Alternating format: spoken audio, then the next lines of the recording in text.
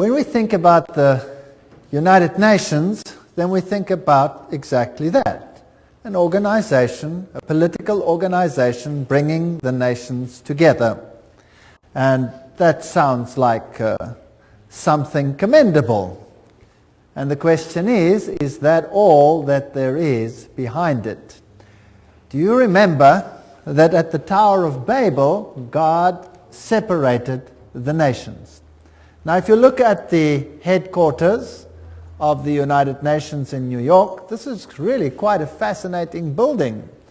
It is large, and the name United Nations was coined by United States President Franklin D. Roosevelt and was used in the Declaration by United Nations of January 1942 during the Second World War, when representatives of 26 nations pledged their governments to continue fighting together against what they called the Axis powers. Interesting name, Axis powers. Today there's another axis that is being fought, and that is known as the Axis of Evil. Have you heard of that? The forerunner of the United Nations was the League of Nations, and this was an organization in similar circumstances during the First World War and established in 1919 under the Treaty of Versailles to promote the international cooperation and to achieve peace and security. This comes straight from the UN webpage, so nothing strange about that. It's just plain history.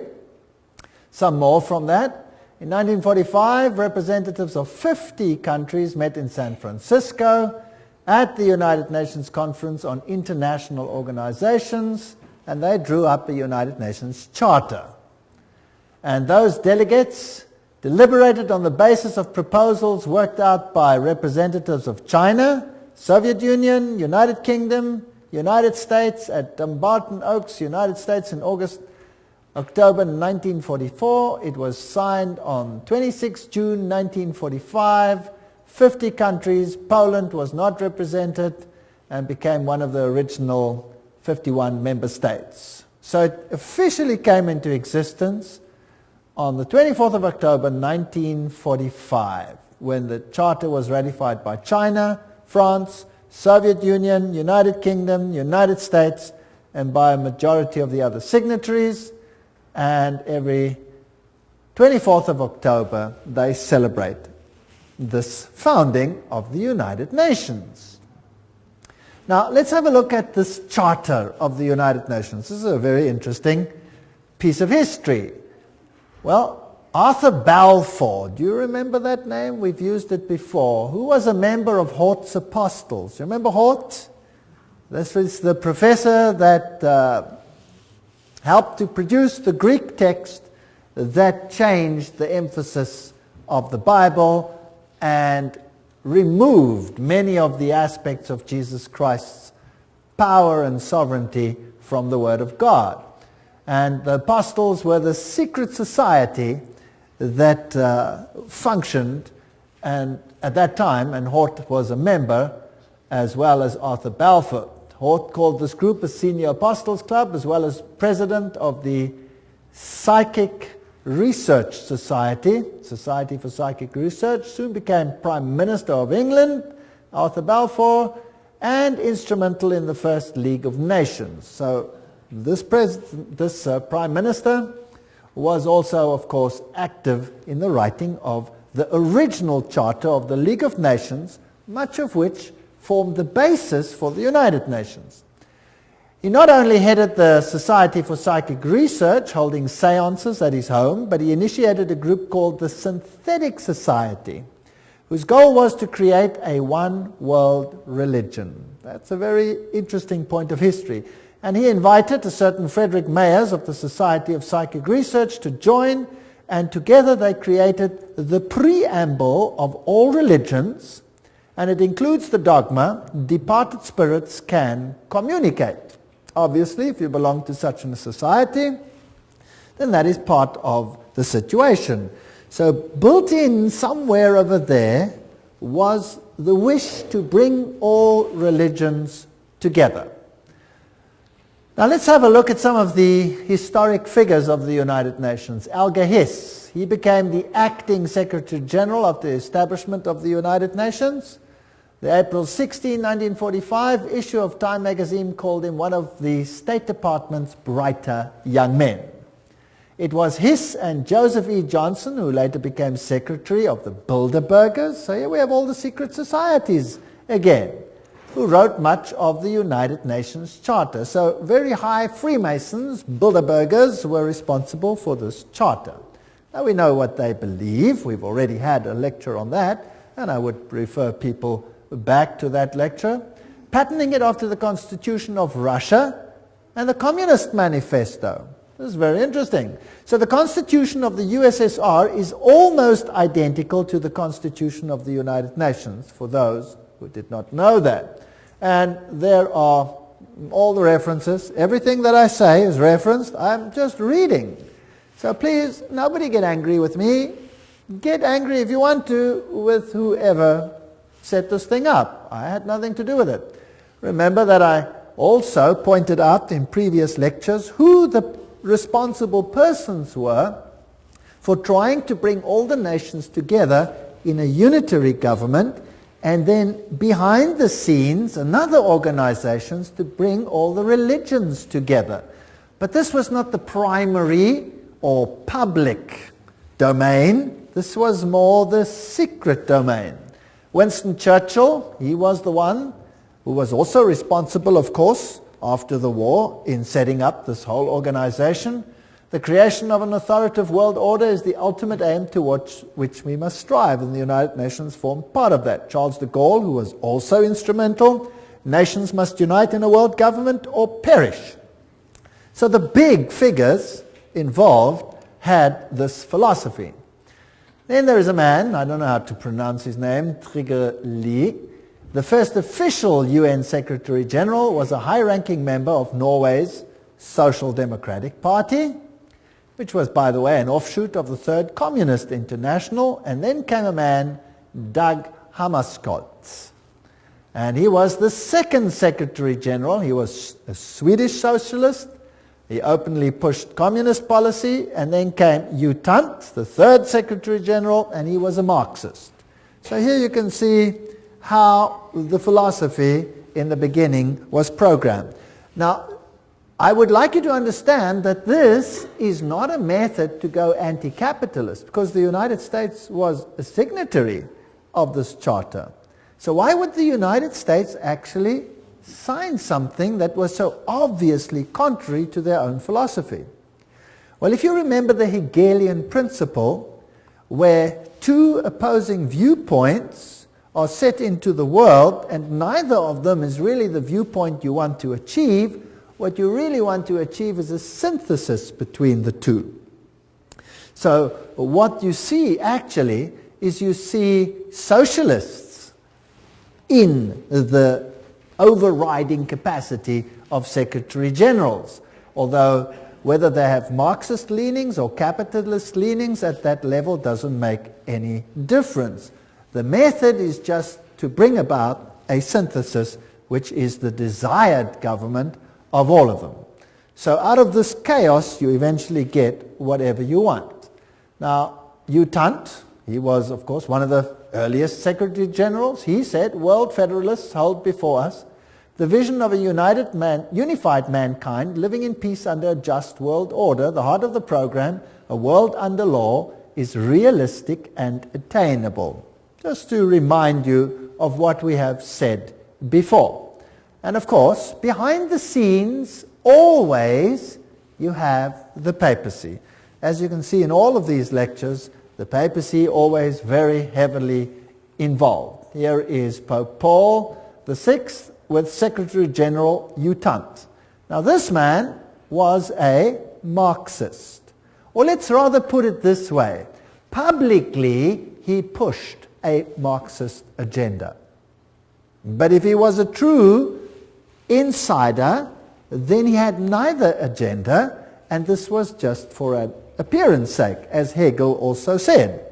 So it is not surprising that here we have a handshake with another Secretary General, whose name was Waldheim. Now, what was the agenda, or what was the political view of Waldheim? Anybody know? Anybody want to venture a guess? Became public knowledge, and there was a huge outcry as a result. He was a Nazi. Yes. So you can see the Hegelian philosophy coming out here. There you have Marxism, antithesis. There you have Nazism, thesis, in between, synthesis. So it didn't really matter which of the philosophies they espoused, as long as the end result was the same. Pope Paul VI, by the way, is the first one to introduce this bent cross or broken cross. Let's read about what this means. Pope Paul VI wrote a papal encyclical that called on the nations to abandon sovereignty to form a world government. So the Pope himself was behind this and actually called for such a government. And about this twisted cross, here's the quote for you. Paul VI made use of a sinister symbol used by Satanists in the 6th century that had been revived at the time of Vatican II. This was a bent or broken cross on which was displayed a repulsive and distorted figure of Christ, which the black magicians and sorcerers of the Middle Ages had made use of to represent the biblical term mark of the beast. Interesting quote. Yet not only Paul VI, but his successor, the two John Pauls, carried that object and held it up to be revered by the crowds, who had not the slightest idea that it stood for Antichrist. So that's a quote that's very interesting about the broken cross and what it stands for. So these are the figures behind, or the movers of the United Nations. A pope calling for such an order, the Secretary Generals picking it up, reiterating it on both sides of the political divide so that it would seem fair to both sides of the philosophy. Now, what about the spiritual aspect? There's one interfaith organization that is called the Temple of Understanding. And it has a newsletter which is called World Goodwill Newsletter. Now, we have to see what authority such an organization has, because there are many little organizations and they could just be, irritating little piddly little organizations. So who are these people who formed the Temple of Understanding with a newsletter, the World Goodwill Newsletter, an organization affiliated to the United Nations? It's always good to look at the founders. Well, founded by Juliet Hollister in 1960, the Temple of Understanding has one of its goals, the creation of a spiritual United Nations, in its work to promote understanding between religions on the basis of the oneness of the human family. Sounds good. The Temple has numbered among its members and supporters such influential world servers as U Thant himself. Well, there's the Secretary General. You can't go much higher than that. Eleanor Roosevelt. That's interesting. Thomas Merton, Jawaharlal Nehru, Anwar Sadat, Radhakrishnan, in addition to the main center of New York. So these are the top movers. So this is not some sort of little organization operating somewhere in the wings. This is a hub organization. And from where did they operate? Well, they were based at the Cathedral of St. John the Divine. That must be getting pretty boring by now, right? Always the same thing. The temple has active chapters in India, in the UK, representatives in Africa, Latin America, Asia, Middle East. This is a universal movement to bring all religions together. Now let's have a look at this interesting cathedral. There it is, the Cathedral of St. John the Divine. The cathedral is located at the 112th Street in Amsterdam Avenue, one block east of Broadway, the largest cathedral in the world. That's also interesting. The Cathedral Church of St. John the Divine in New York is the mother church of the Episcopal Diocese of New York and the seat of its bishop. Remember, that's where they had the female Christ and where they have the issue of ordaining homosexual bishops, and all kinds of interesting stuff happen at this episcopacy. Right, a little bit more history. Jim Garrison, president of the New Age Gorbachev Foundation, which was this foundation that was founded by Gorbachev in New York. He said, we are going to end up with the world government. It's inevitable. There's going to be conflict, coercion, and consensus. That's all part of what will be required as we give birth to the first global civilization. So that's the agenda that they have. Philip Jessup, a CFR member, World Court Justice, pretty high up people, writes, I agree that national sovereignty is the root of all evil. So nations will obviously have to relinquish their sovereignty to this organization without it appearing as if they're doing so. The Humanist Manifesto, 2 states, we deplore the division of mankind on nationalistic grounds. We have reached a turning point in human history where the best option to transcend the limits of national sovereignty and to be moved towards building a world community. That's Humanist Manifesto 1 and 2. These are the official documents. Now this is a very interesting man, Robert Miller. He's the former Assistant Secretary General to the United Nations, but he is today the mover in the spiritual field within the United Nations. He's also called the Prophet of Hope of the United Nations. He wrote, we must move as quickly as possible to a one world government, a one world religion, under a one world leader. That's very, very interesting. So these are the top movers. Now, the philosophy, I'm always interested in what the philosophy is and who's behind it. And again, we pick up the same old names over and over and over again. In the Aquarian Conspiracy by Marilyn Ferguson, a survey of New Agers showed that the leading influence on their spiritual awakening was, again, Pierre Teilhard de Chardin. Do you remember who he was? Jesuit priest. You see, they have Catholicism, the Jesuits, the top movers in the United Nations. Now, what did Robert Miller, the former Assistant Secretary General, have to say?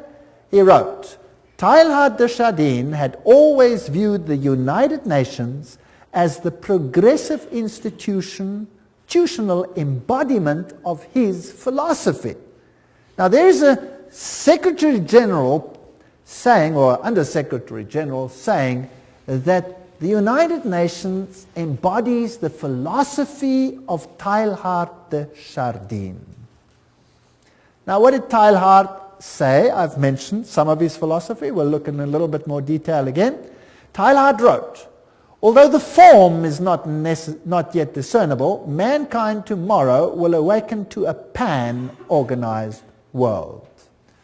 Pan-organized world. Well, okay, what else do you have to say? Teilhard de Chardin influenced his companion, Father de Brevry, who inspired colleagues who started rich process of global and long-term thinking in the United Nations, which affected many nations and people around the world. Robert Miller says, I have myself been deeply influenced by Teilhard. So the Under-Secretary General of the United Nations, who's today entrusted with the spiritual aspects of the United Nations, plus its education program, says he's influenced by Teilhard de Chardin. And Robert Miller writes, most of all they taught me happiness, his work, he says, any Teilhardian will recognize in this the spiritual transcendence which he announced so emphatically as the next step in our evolution. So there's going to be a spiritual transcendence from what appears to be political over to the spiritual. All right, we've already seen in a previous lecture that he was a French Jesuit priest, a eugenist, a Marxist, a pantheist, a evolutionist. He might have even been involved in the Piltdown hoax. He was a humanist and a proponent of a one-world government, and he's the father of the New Age. So he's a very prominent man, seems to have been very busy. He dreamed of humanity merging into God and each realizing his own godhood at the Omega point. This belief has inspired many of the New Age leaders. In fact, Chardin is one of the most frequently quoted writers by leading New Age occultists. That we've had too when we discussed the New Age movement. But just to remind you, so we can merge into God. This is what the man looks like. This comes straight from the Jesuit web pages themselves, and they'll talk about his evolutionary synthesis, world of the mind and spirit, physical world with the world of mind and spirit, a union of those. And here are a few of his quotes. Just to go into a little bit of detail, this is the spirit of the philosophy of the United Nations. Interesting. It is a law of the universe that in all things there is prior existence. Before every form there is a prior but lesser evolved form. Each one of us is evolving towards Godhead. So we are all becoming God. Wonderful philosophy. What I'm proposing to do is to narrow that gap between pantheism and Christianity by bringing out what one might call the Christian soul of pantheism, or the pantheist aspect of Christianity. That's fascinating. So God is in everything. God is not a separate entity. We ourselves are God, or part of God. If you are a pantheist, that's what you believe. I can be saved only by becoming one with the universe. That's pantheism. It's also the philosophy of Buddhism. I believe the Messiah whom we await, whom we all without any doubt await, is the universal Christ, that is to say, the Christ of evolution. Right, that's Teilhard de Chardin's philosophy. Isn't that interesting? So, unfortunately, I cannot agree with one single iota of that philosophy. It's not biblical. In fact, it's blasphemous. A general convergence of religions upon a universal Christ who satisfied them all. That's what Teilhard de Chardin said, Christianity and evolution. This is his quote. His quote. So a convergence of religion that satisfies them all. And he saw the United Nations as the embodiment of this philosophy. That seems to me the only possible conversion of the world, and the only form in which a religion of the future can be conceived. That means everybody must come together. Now, how do you get all the religions to come together and to bury the hatchets and their differences? You create a pain of separation, chaos, that exceeds the pain of unity. Is that understandable? That's how you do it. That's Hegelian philosophy.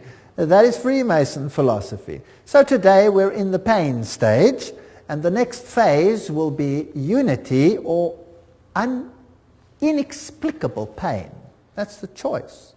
And mankind will quite readily choose which one? The lesser pain, obviously, to survive.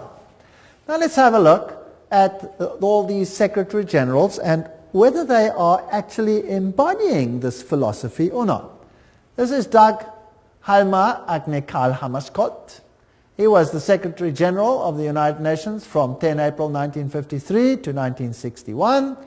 Then he met his death in a plane crash, and he was the fourth son of the Prime Minister of Sweden during the years of World War I. He was the first one. Now, what did he do in the United Nations? Well, one of the first things he did was to produce or create a prayer room. And there it is on the left-hand side. A stone in the middle of the room was placed to tell us we may see it as an altar, empty, not because there is no God, not because it is an altar to an unknown God, but because it is dedicated to the God whom man worships under many names and many forms. Very interesting. So there is this prayer room with only this stone altar, which is built to be shaped like a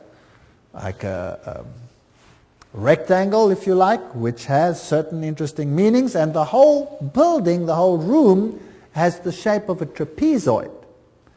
Now, what does that mean? Well, there's also an all-seeing eye, and that symbol that we see over here amongst the Hittites is also the symbol, if you look carefully, of the United Nations, which has the laurel wreath and which has the face up there, which is just replaced with the earth.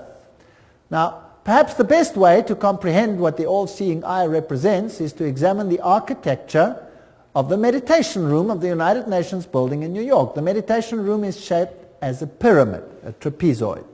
Without the capstone, inside the room is dimly lit, but coming from the ceiling is a narrow but concentrated pinpoint beam of light which radiates down to a bleak stone altar.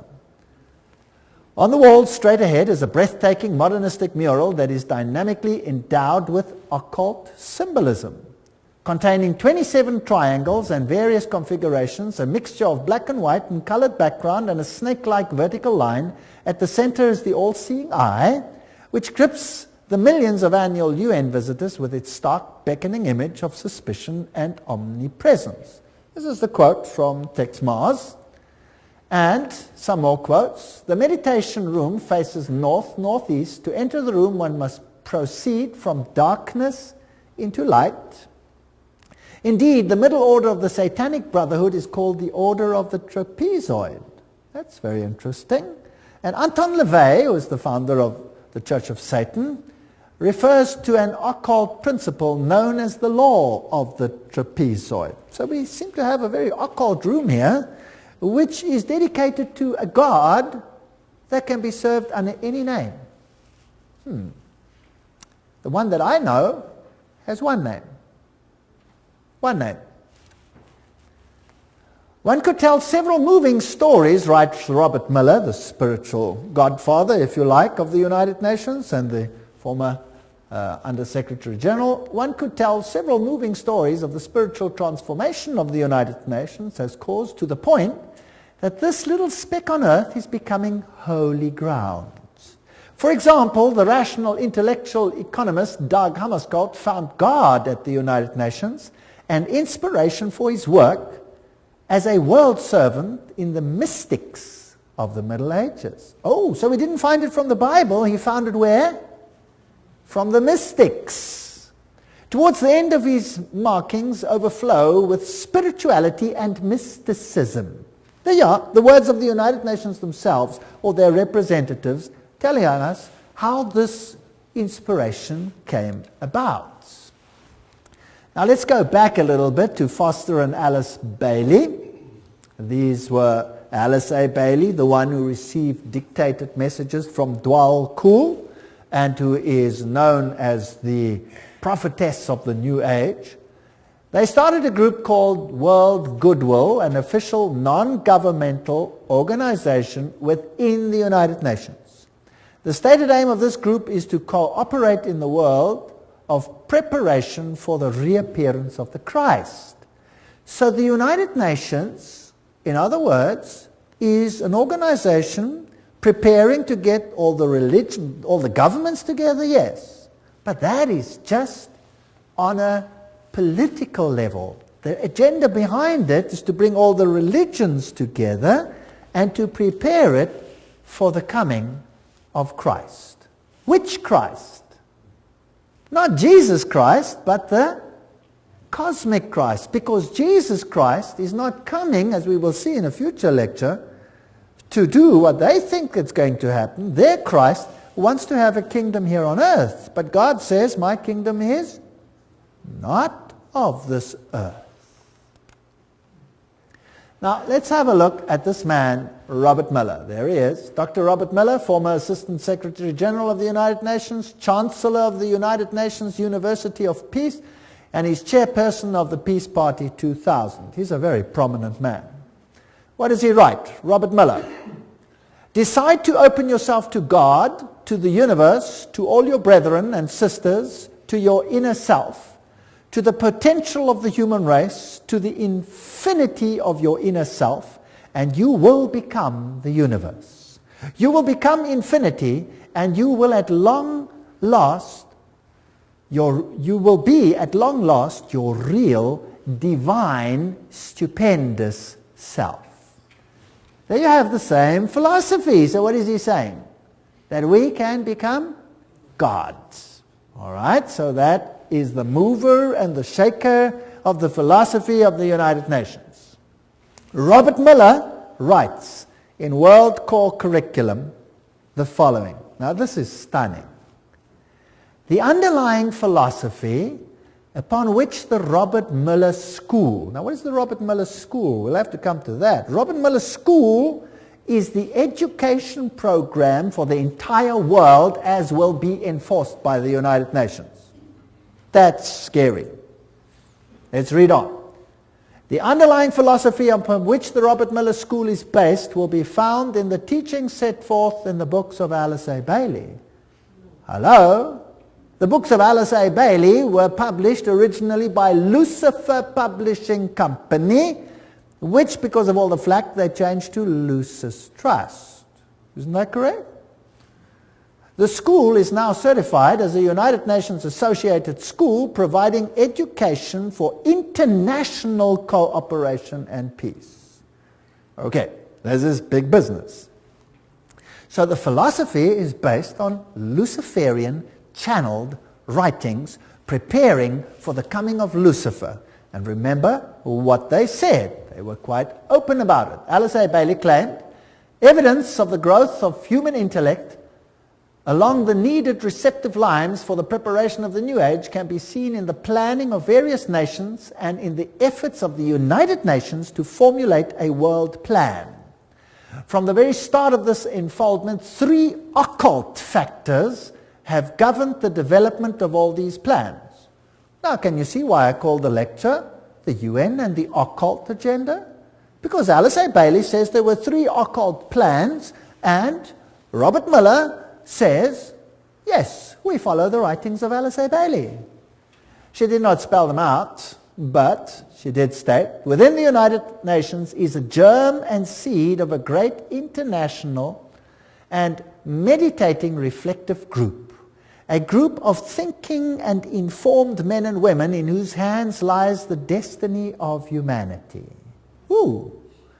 This is largely under the control of many fourth-ray disciples, if you could but realize it, and their point of meditative focus is the intuitional or Buddhic plane, the plane upon which all hierarchical activity is today to be found. That's about as occult as you can get. What she is saying is that the inner core of the United Nations is controlled by people who are under the control of Lucifer. That's what she's saying. She's saying it's demonic. And it's out of her words, not mine. I'm just reading. That's what's such fun about all of this. Helena Petrovna Blavatsky, founder of Theosophy. She was the forerunner, of course, of the Bailey books. And Theosophy was then taken over by Annie Ward Basant over here, and then taken over by Alice A. Bailey. And here is the great invocation that has to be read and learnt by every child in the future. From the point of light within the mind of God, let light stream forth into the minds of men. Let light descend on earth. From the point of love within the heart of God, let love stream forth into the hearts of men. May Christ return to earth. But this Christ is not Jesus Christ. From the center where the will of God is known, let purpose guide the little wills of men. Oh, how neat. It's so derogatory. The purpose which the masters know and serve. What arrogance. From the center which we call the race of men, let the plan of love and light work out, and may it seal the door where evil dwells. This is interesting. Which door is to be sealed where evil dwells? Well, if you know occult science, you'll know that they call light darkness and darkness light, and they say that Jesus is the evil one. We read all those quotes when we did the lecture on that issue. May it seal the door where evil dwells. Let light and love and power restore the plan on earth. Restore what plan? Restore whose plan? And who made it so that it is not restored? Well, who separated the nations?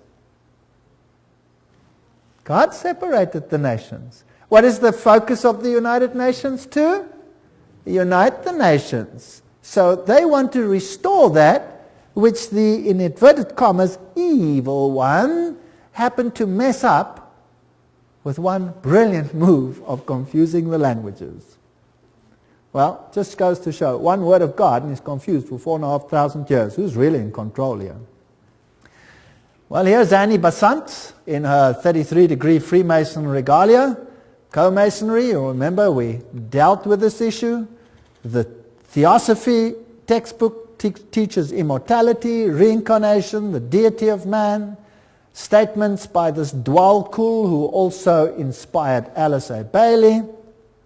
He talks about Alice A. Bailey, know me still by another name and office, AAB. Alice A. Bailey knows who I am and recognizes me by 2 of my names.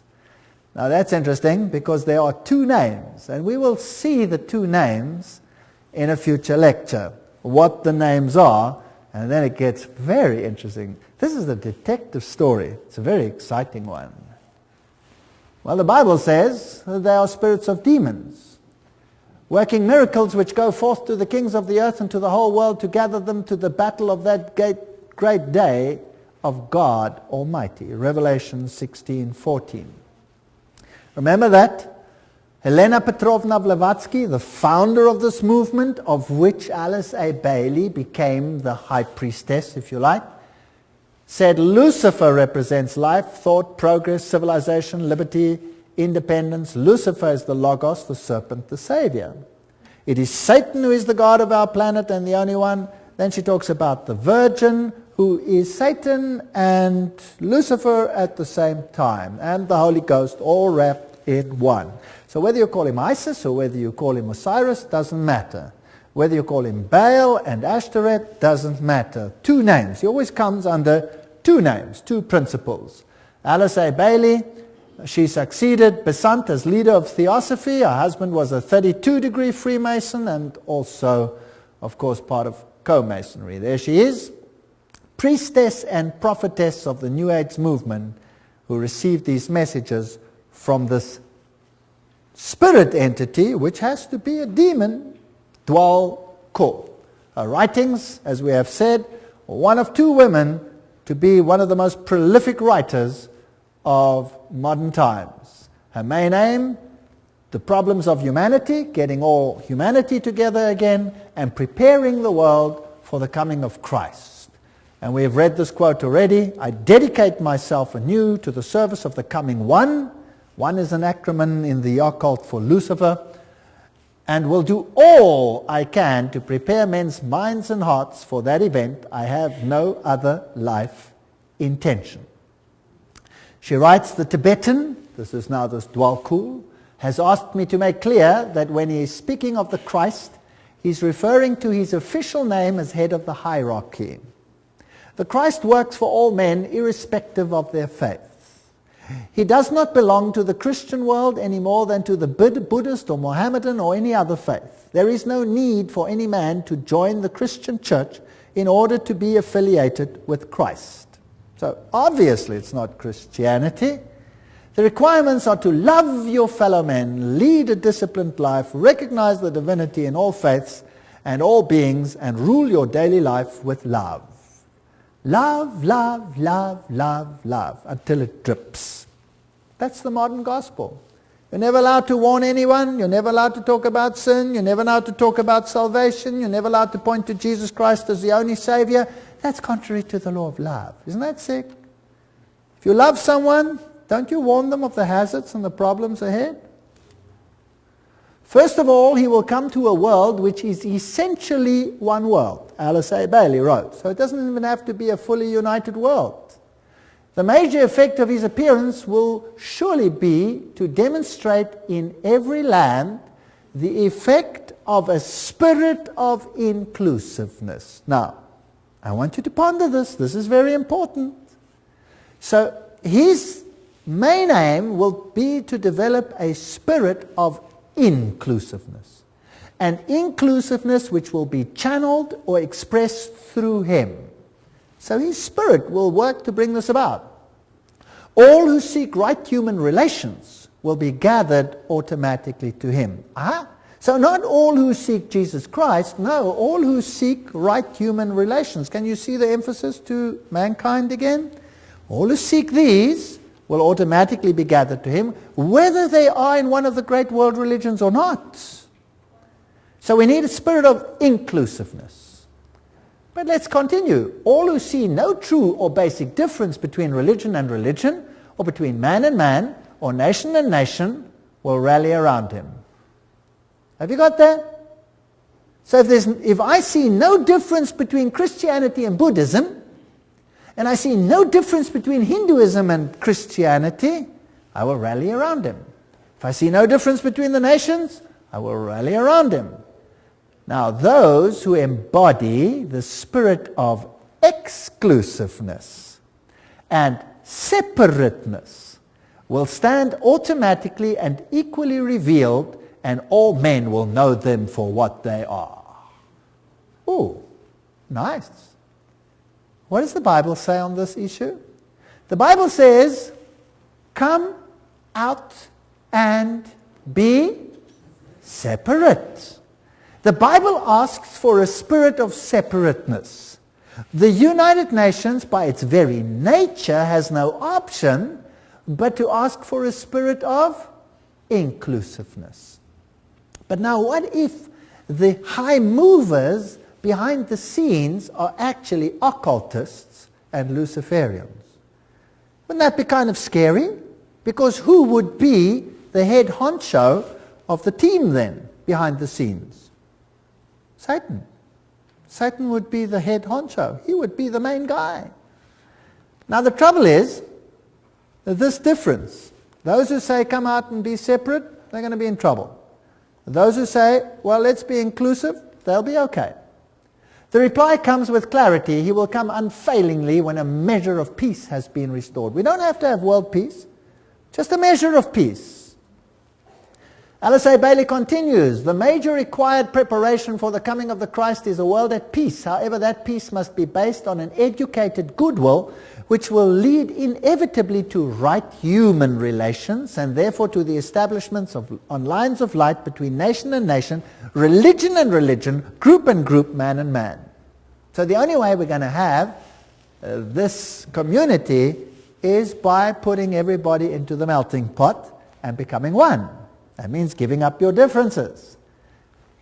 Discover the members of the new group of world service whenever possible and strengthen their hands. Look for them in every nation and expressing many lines of thoughts and points of view. Remember always that in doctrine and dogma and in techniques and methods they may differ widely from you, but in love for their fellow man, that has become the religion of the new world. Not love for God, love for the fellow man. In practical goodwill and in devotion to the establishment of right human relations, they stand with you. They are your equals and can probably teach you much. So forget all about the religious differences.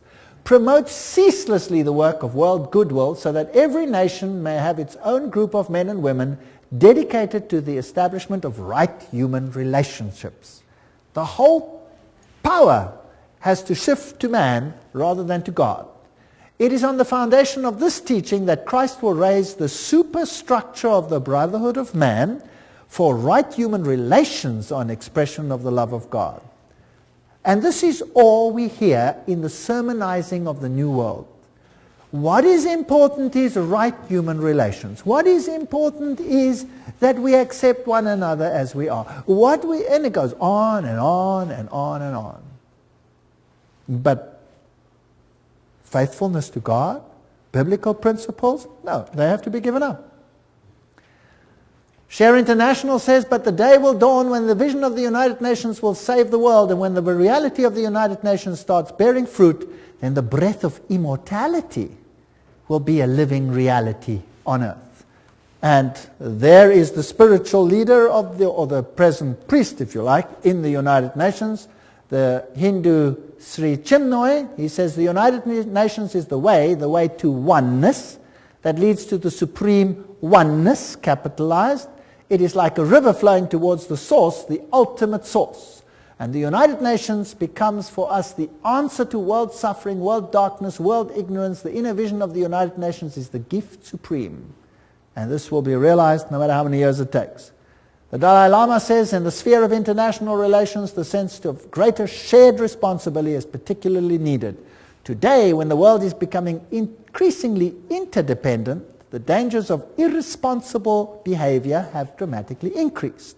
Unless we realize that we now are part of one big human family, we cannot hope to bring about peace and happiness. So all the world leaders are saying these things. And the United Nations, with its symbolism of this ancient laurel wreath around a globe, is nothing other than the emulation of an old pagan ideal which Lucifer once more wants to realize in the world that we live in today.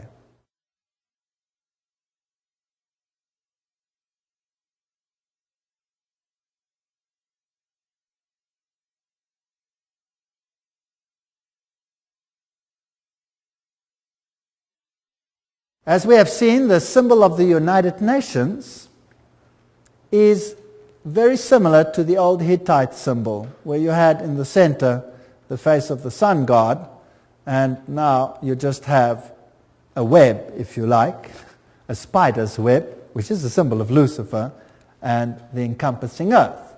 And of course, the laurel wreath was a symbol of all the ancient deities. So we find all for one, all together now, we are the world, was the 50th celebration of the United Nations. The New Age agenda was to merge God and nature. That's what Teilhard de Chardin, the father of the philosophy of the UN, said. We must become pantheistic, eradicate male-female distinction, world peace, nuclear disarmament, one world government, one world religion. The organizations leading up to this, the United Nations, of course, Council of Foreign Relations, Trilateral Commission, Bilderbergers, Gorbachev Foundation, and the Club of Rome. And they've already put up a constitution which is known as the Constitution for the Federation of Earth. So we already have a world constitution. Now, obviously, if you want to bring about a situation like that, you have to influence the education of the world so that the mindset and the thinking of people is changed. So education is a very important point. This comes straight from their own web pages. Wow, you cannot say this is hearsay. It comes straight from them, uknow.org. The world will not change and find peace if there is not a new education. Utant, former Secretary General of the United Nations. We need a new education. The old one's no good. The former director of the World Health Organization, Dr. Brock Chisholm, of course that's also a United Nations organization, says, to achieve world government it is necessary to remove from the minds of men their individualism. That's kind of scary, don't you think? Loyalty to family traditions. Oh, that's even worse. National patriotism and religion's dogmas. Now these are the movers of the United Nations. Your individualism must go, you must become a number. Just doing what the state says. This is Marxism. The state is supreme and you are nothing but the catechumen, a goyim, or nothing. And you must give up your individuality. Did you know that Christ created us all free agents? Every single one of us? No one to be subject to anyone but God, because only to God can you trust your subjection, because he is 100% selflessness, which he proved when he came to this earth. How would you like to be a subject of Lucifer and be bound by chains to his chariots to do his whims? I would hate that. But in any case, in order to do that, you'll have to give up your individualism. Now let's have a look again at this man, Robert Miller, philosopher, prophet of hope, top-level global statesman, and what a mighty man. He's the Chancellor of the University of Peace, created by the United Nations. He is the creator of what is known as the World Core Curriculum. That says everything. And he's known throughout the world as the father of global education. There are 29 Robert Miller schools around the world, more being established each year. World Core Curriculum earned him the UNESCO Peace Prize in 1989. He has recently drawn up a framework for world media coverage. What you see on your television is what you're supposed to see, not what you should see.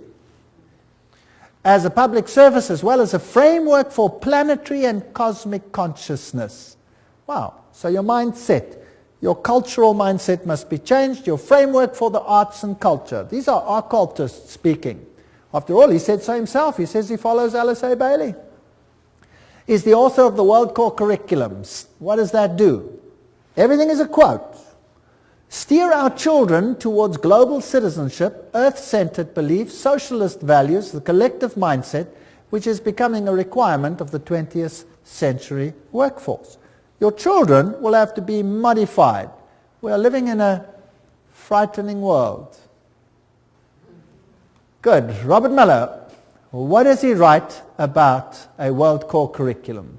He says a world core curriculum might seem utopian today, but by the end of the year 2000, have we passed that? Yes. It will be down-to-earth daily reality in, what does it say there? All the schools of the world. Now, believe you me, I have been in the education system. I officially left the education system 1 month ago. And what I have seen in the last few years, the changes are hair-raising. Hair-raising. If that is what is awaiting us, then God help this world. We've already seen, he says, the philosophy is based on Alice A. Bailey. And World Core Curriculum, this is unol.org, that is their own one. What is their teaching? Our planetary home, place in the universe, our place in time, that's all the evolution stories. The family of humanity, that's global humanity, the miracle of individual life, and the coordinating centers of the world, where they all are, the Robert Mueller Schools International. What do they teach? Well, they have, for example, the Shaman Institute, and they have all these nice, interesting occult signs for all the things that they stand for.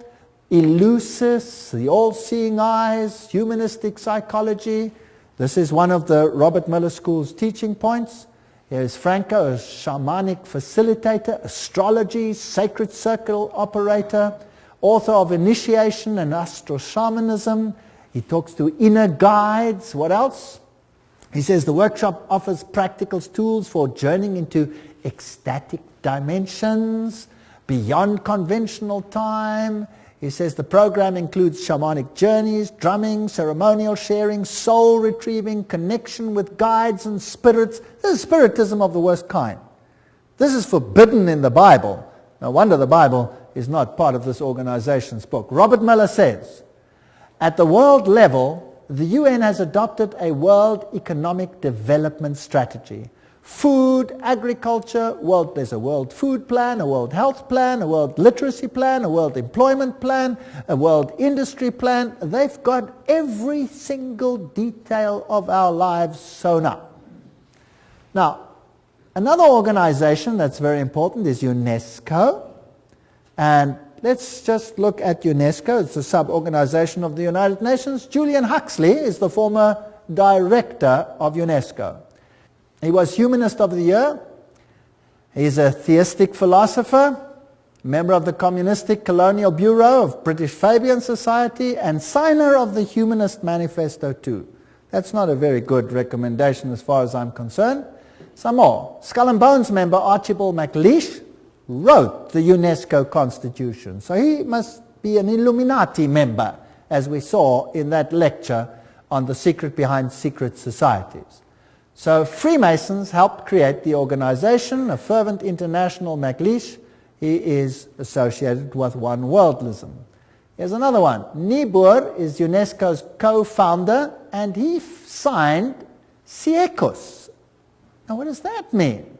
Which appeared in 1969, and they printed it in the New York Times then. What is Siecos? These are the founders. It is the position of Siecos that contraceptive services should be available to all, including minors, who should enjoy the same rights of free and independent access to contraceptive care as do others. It is the position of Siecos that the use of explicit sexual material, sometimes referred to as pornography, can serve a variety of important needs in the lives of countless individuals.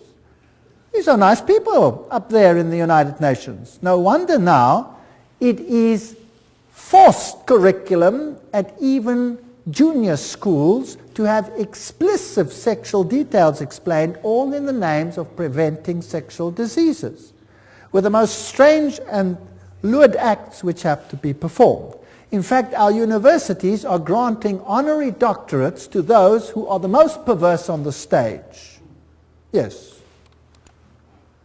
Huxley, who was the initial chairman, in its educational program can stress the ultimate need for world political unity, familiarize all people with the implications of transfer of full sovereignty, and etc., etc. So these people are all birds of a feather.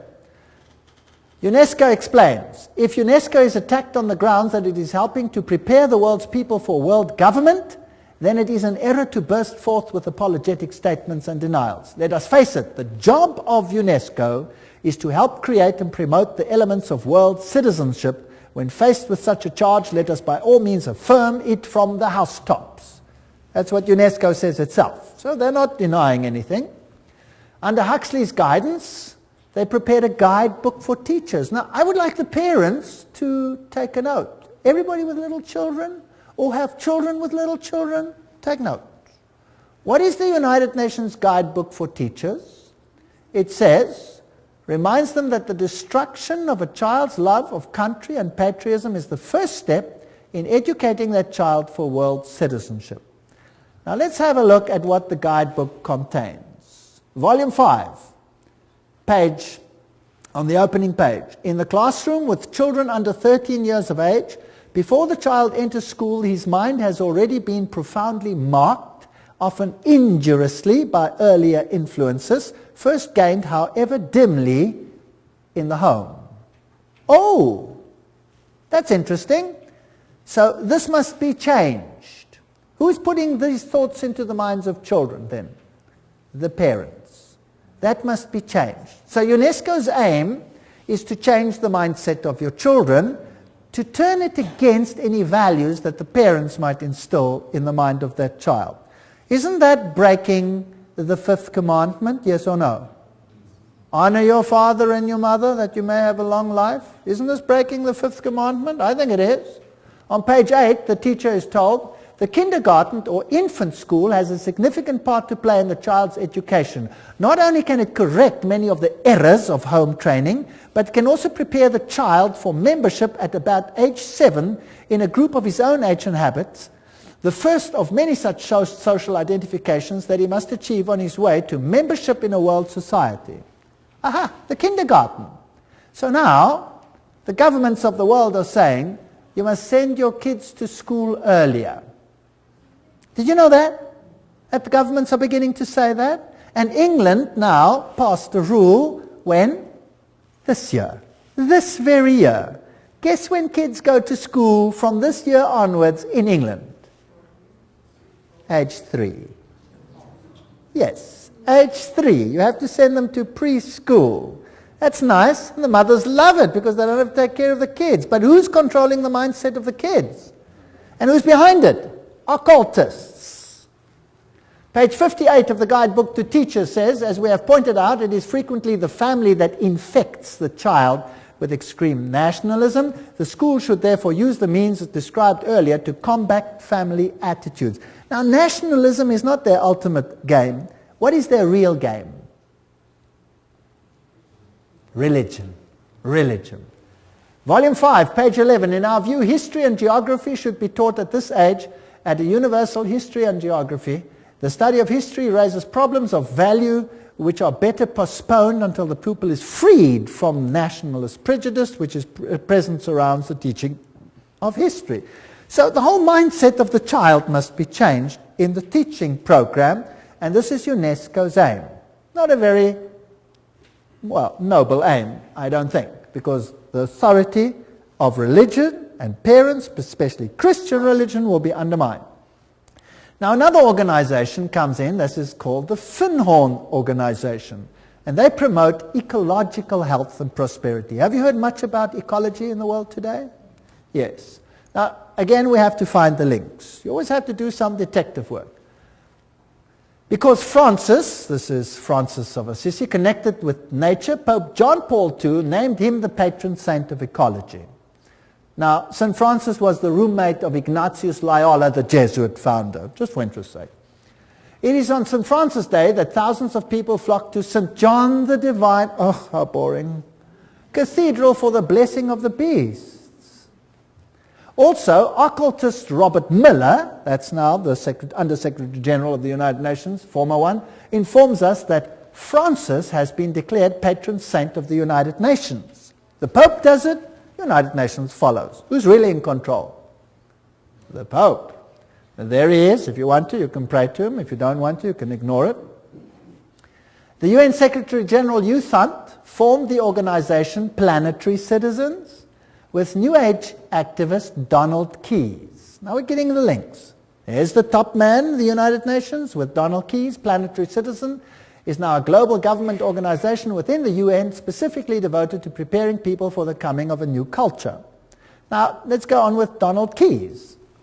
He's together with U Thant. Donald Keyes has been actively involved in Finhorn. Have you got the link? United Nations, Secretary General U Thant, Donald Keyes, Finhorn. In Scotland and writes regularly for its magazine One Earth. Keyes wrote, "The New Age groups are focusing on entering a new stage, a world-related stage. They are becoming mature enough to begin to shoulder some of the load of humanity's burdens.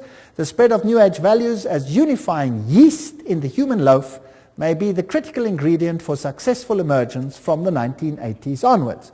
Now let's see what Finhorn is all about. Here we go. Their logo is the flame of Lucifer. They use occult symbols. They use the lotus flower. They talk about divinely ordinary, divinely human. So what are they saying?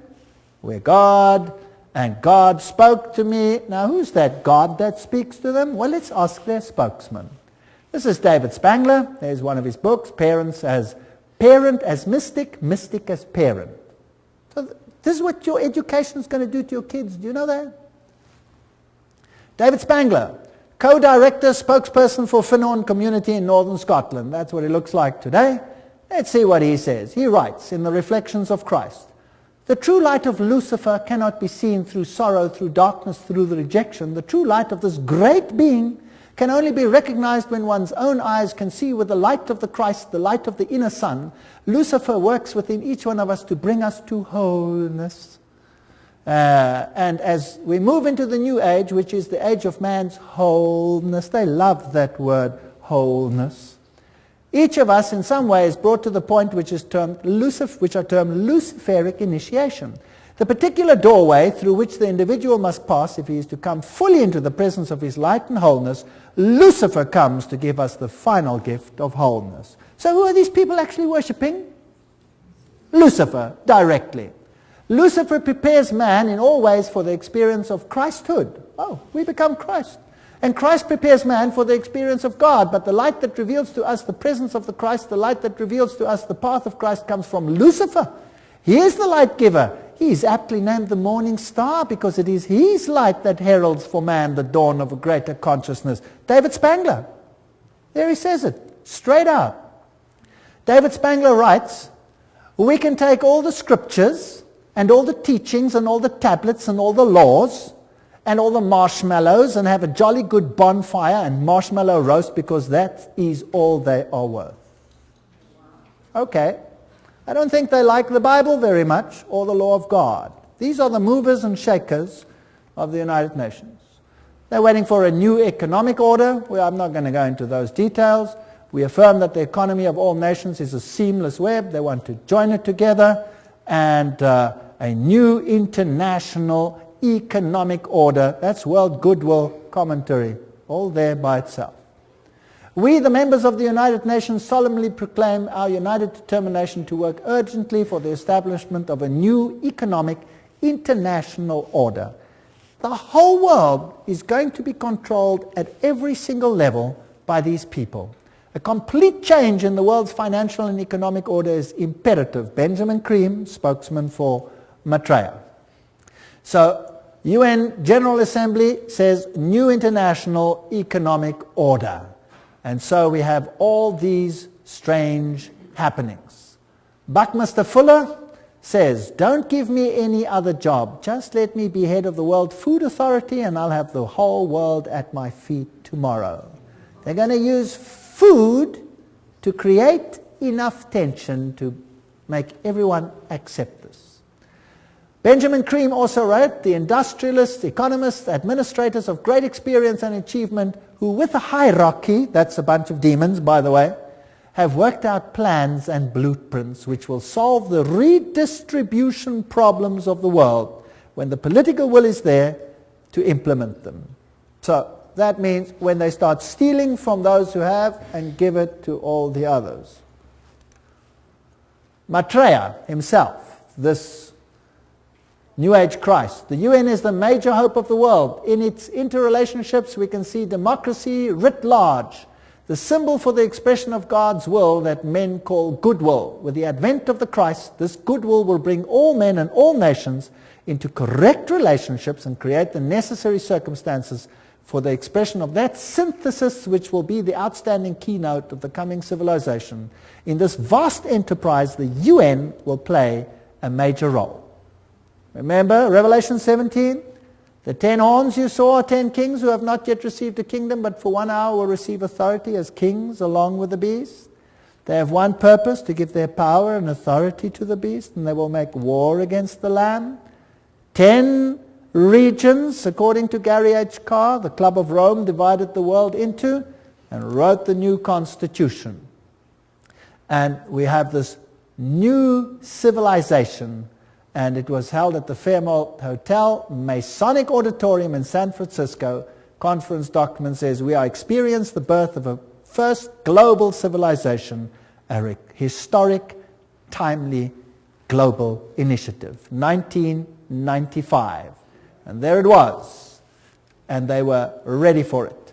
CIA, NATO, MI5, CRI, all of these have occult symbols in them, which we don't have to go into details. The Trilateral Commission, the 666 is in the Federal Reserve. SSS, that was the original 6th letter of the Greek alphabet. F is the 6th letter of our alphabet. This all spells 666.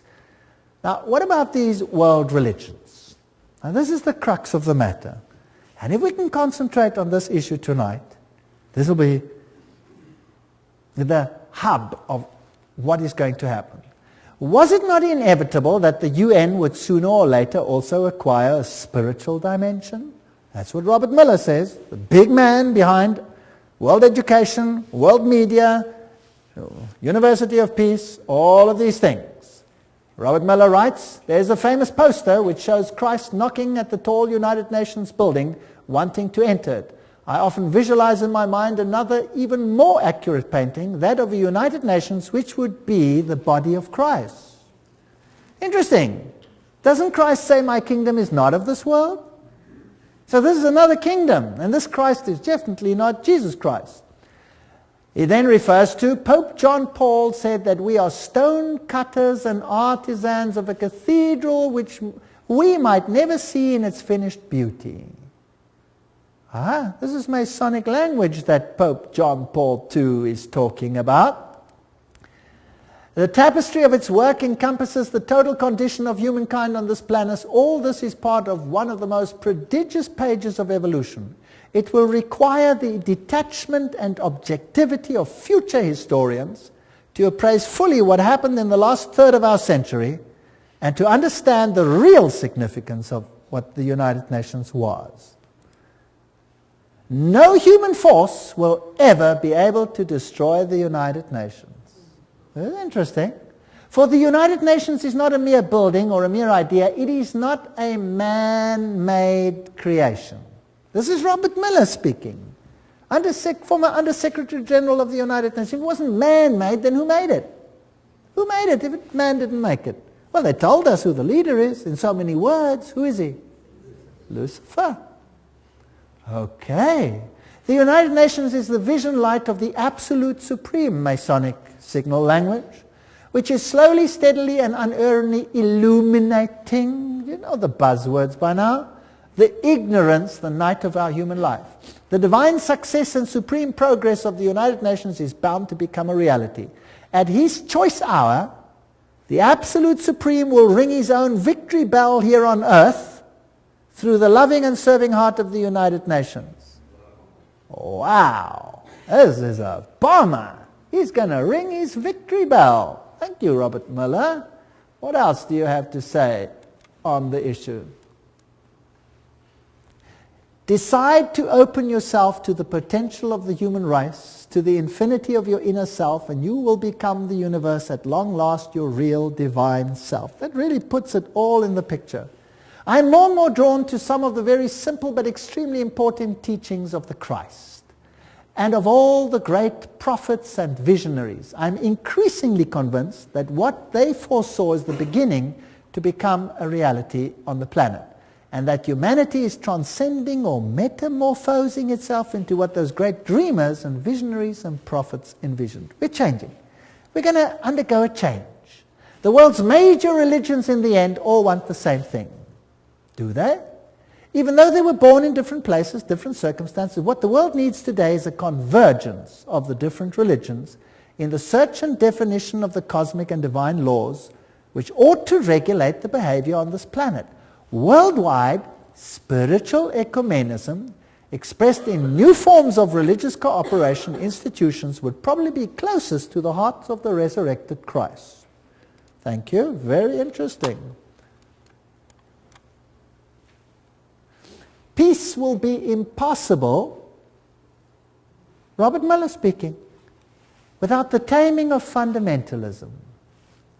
Through a united religion that professes faithfulness only to the global spirituality and the health of the planet. So fundamentalism has to be tamed. Let's start with Islam. Where do you think they will end? Certainly with Christianity. The New World religion must be based on those truths which have stood the test of the ages. They are steadily taking shape in human thinking, and for them the United Nations fights. My great personal dream, writes Robert Miller, is to get a tremendous alliance between all the major religions and the United Nations. Well, this is fascinating stuff. There will not be any dissociation between the universal church and the sacred lodge of all true Masons and the inner circle of the esoteric society. That said Alice A. Bailey. Robert Miller says that's their philosophy. So there you have it. Freemasonry, Luciferianism. This is the kingdom on earth.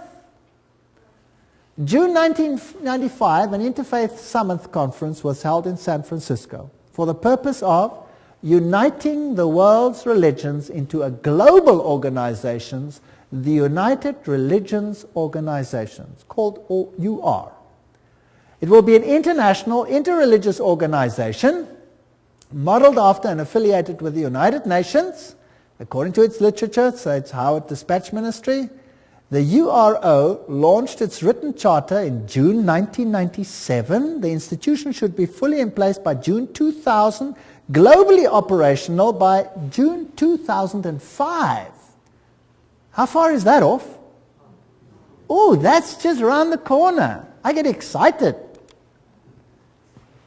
Cooperating closely with the UN and its organizations to complement the UN's political, diplomatic, etc. The Interfaith Conference, Anglican Bishop William E. Swing issued the challenge for a new global civilization. He said, "We stand on the threshold of a new world order that may be defined either by an increasing polarization that fuels a spiral of escalating conflict and violence, or by growing global cooperation that calls the human race to work across national, ethnic and religious boundaries to serve a larger global good." See where we're heading?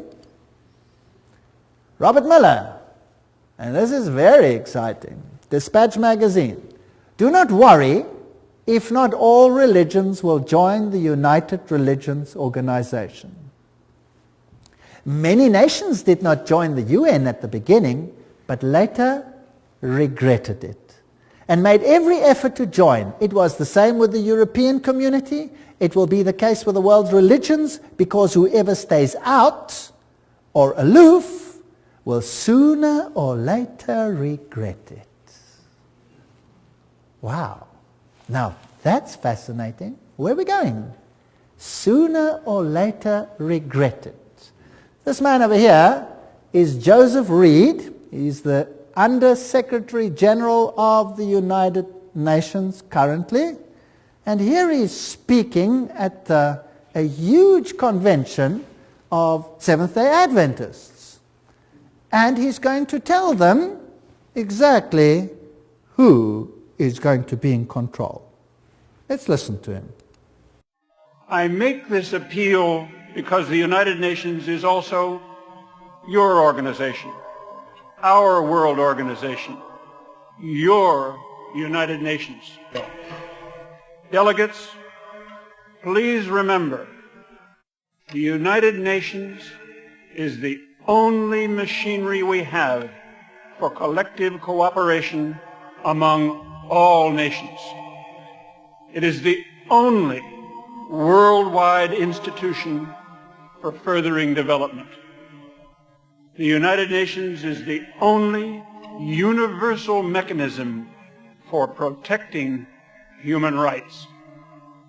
The United Nations is the only shared framework for strengthening international law.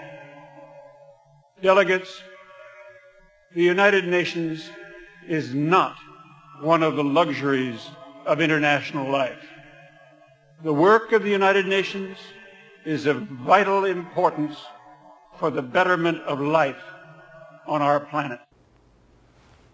That's very fascinating. The United Nations is also your organization. It is the only body for this, that, and the other. Now that's not the speech he wrote. He read it for Kofi Annan, the Secretary General of the United Nations. Now, I have a problem. I don't want to be part of a Luciferian organization. I certainly don't want to be. That's just me, personally. The mystical tradition in the mainline denominations easily interact with those of the heathen religions of the world. Meditation practices, visualization techniques, breathing exercises are now being used to tap into spiritual realm, and such religious leaders as the Pope and the Dalai Lama are very much on the same plane. Discernment Newsletter, 1996. A religion to fit everyone. Goals of this one world religion, world goodwill, remember this is all UN-affiliated organizations, founded by the very highest level of people. The churches and the world religions should indicate the unity within all facets of truth, which will provide a universal platform, one to which all men everywhere could give allegiance. Such a platform should include the truth that all men are divine. Thank you. Can we do that? Yes or no? I hope not. The truth that evolution governs the growth of the human being. I don't believe in that either. Each individual is a god. All men are divine, and the belief in evolution, the fact of immortality and of eternal persistence, reincarnation, arising from man's essential divinity. The Bible clearly teaches us that there is no such thing as reincarnation, for it is appointed unto men once to die.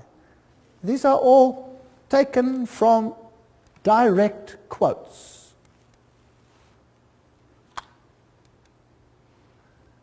Preparation by men and women of goodwill is needed to introduce new values, new standards, and new attitudes, prepare for a coming world teacher, requirements of a new world order, and a reorganization of social structure. I want nothing to do with that. I want nothing to do with that.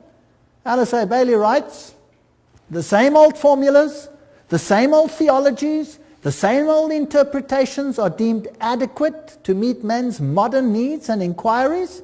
They are not. The church today is the tomb of the Christ, and the stone of theology has been rolled to the door of the sepulchre. Oh, Jesus and his theology, goodbye. Goodbye. She writes, the day is dawning when all the religions will be regarded as emanating from one great spiritual source. All will be seen as unitedly providing one root out of which the universal world religion will inevitably emerge. Then there will be neither Christian nor heathen, neither Jew nor Gentile, but simply one great body of believers gathered out of all the current religions. That sounds nice. But whose religion will it be? They will accept the same truths not as theological concepts, but as essential to spiritual living. They will stand together on the same platform of brotherhood and of human relations. They will recognize divine sonship will seek unitedly to cooperate with the divine plans. Such a world religion is no idle dream, but something which is definitely forming today. World Goodwill Letter, 1993, quoting it. These are United Nations organizations. So obviously, the world is going to move towards this unified platform, and there will be some who propagate a spirit of separateness. Is that correct? Can we see that emerging? And then there will be conflict. And Robert Miller says that those who do not want to go along with this will sooner or later come to regret it. So obviously we're heading for a clash. Thus the expressed aims and efforts of the United Nations will be eventually brought to function, and a new church of God gathered out of all the religions and spiritual groups. Wow. A new church of God. I don't want to be part of that new church of God. I find it nauseating. Miller also said, we must hope also that the Pope will come before the year 2000 to the United Nations, speak for all the religions and spiritualities on this planet, and give the world the religious view of how the third millennium should be a spiritual millennium, a millennium which will see the integration and harmony of humanity. Who must be the spokesman for this new world religion? The Pope. The plan is coming together. Revelation is unfolding. This is exactly what the Bible speaks about what will happen. Instead of becoming dejected and miserable, then lift up your heads and start smiling, because we're going home. This is exciting. The world's major religions must speed up dramatically their ecumenical movement and recognize the unity of their objectives and diversity of their cults. Religions must actively cooperate to bring to unprecedented heights a better understanding of the mysteries of life and of our place in the universe. My religion, right or wrong, and my nation, right or wrong, must be abandoned forever in the planetary age. You're not allowed to say Jesus is the only way. It must be abandoned forever. I'm sorry, I will not abandon it. I refuse. And then we had this wonderful meeting. The Pope actually did appear before the United Nations. And then they came together in this massive rehearsal at the United Nations, where they formed this new ecumenical initiative funded by Ted Turner. And the whole world is gathering into one new religious pot under the United Nations. And I saw one of the heads, as it were, wounded to death, and his deadly wound was healed, and all the world wandered after the beast. Revelation 13:3. Joshua 24:15. And if it seems evil unto you to serve the Lord, choose you this day whom you will serve, whether the gods which your forefathers served that were on the other side of the flood, or the gods of the Amorites in whose land you dwell. But as for me and my house, we will serve the Lord. That's the decisions we have to make. Those are the issues before us. And the sad thing is, I'm not making this up. I'm just reading it off the screen. I'm really not making this up. I wish I was, but I'm not. So we are actually facing a crisis situation. But in the lectures that are now coming, we will have to look at the other side of the coin. We've had enough of this side of the coin, don't you think? I'm sick to death of it already. Now let's have a look whether God has an answer to what Satan is planning. Now I had handed out another little card over here, and I've got a question on there. I'm beginning to see that the battle is not really political. Did you see that tonight? The battle is not really political, but religio-political.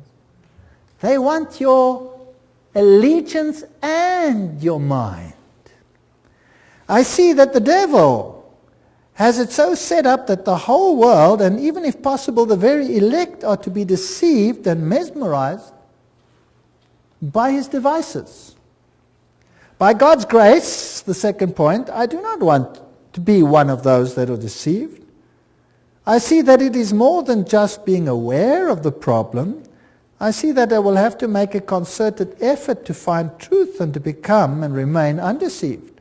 What is the only channel whereby we can find out the will of God? You tell me.